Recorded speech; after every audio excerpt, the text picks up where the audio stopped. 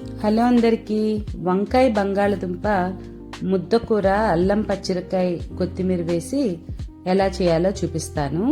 బంగాళదుంపలకి తొక్క తీసి పెద్ద ముక్కలుగా కట్ చేసుకోవాలి. వంకాయ ముక్కలు కూడా అంతే.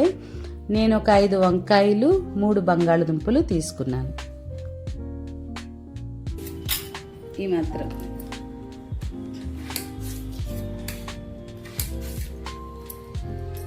పెద్ద సైజు ముక్కలు తరిగి పెట్టుకోవాలి.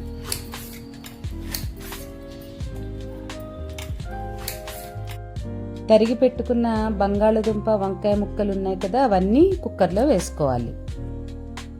తగినన్ని నీళ్లు ముక్కలు ఉడకడానికి పోసుకోవాలి. కుక్కర్ మూత పెట్టి 3-4 విజిల్స్ వచ్చే వరకు ఉడికించుకోవాలి. అల్లం పచ్చిమిర్చి కారం కోసం 4 పచ్చిమిరపకాయలు తీసుకుంటున్నాను. కారం తినేదాన్ని బట్టి వేసుకోండి. కొంచెం కొత్తిమీర చేతితో ఇలా తుంచేసి మిక్సీ జార్లో వేసేసేయండి.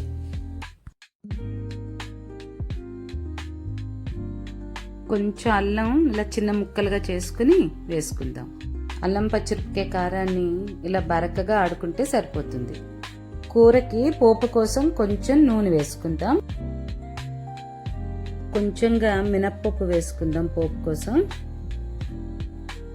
కాస్త శనగపప్పు, కొంచెంగా ఆవాలు. ఈ ముద్దకూరలకి నూనె కొంచెం తక్కువే పడుతుంది పోపుకి. ఇవన్నీ వేసి బాగా వేయిద్దాం. పోపు వేగిపోయింది కదా, ఇప్పుడు ఒక 2-3 ఎండుమిరపకాయ ముక్కలు వేసి వేయిద్దాం. అలాగే కొంచెం కరివేపాకు కూడా వేసి వేయిద్దాం.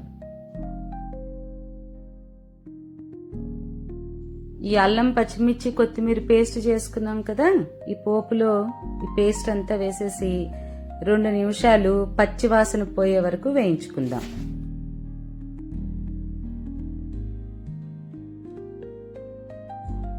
ఇప్పుడు ఈ ఉడికిపోయిన ముక్కల్ని చిల్లులు గిన్నెలోకి వేసేసుకుందాం.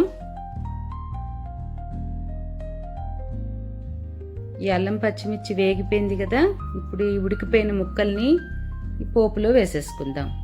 ఇది ముద్దకూర కదా, కాస్త గరిటెతోటి మెత్తగా కలపాలి. కొంచెంగా పసుపు వేద్దాం. కూరకి తగినంత ఉప్పు వేసి బాగా కలుపుదాము. ఇలాంటి ముద్దకూరలు వేడివేడి అన్నంలో కొంచెం పక్కన ఆవకాయ నంచుకుని తింటే చాలా రుచిగా ఉంటాయి. ఇందులో కొంచెం రుచికి సరిపడా చింతపండు పులుసు వేస్తున్నాను. చింతపండు పులుసు పోసాక బాగా కలిపి ఒక 2-3 నిమిషాలు ఉడికించి దింపేసుకోవడమే.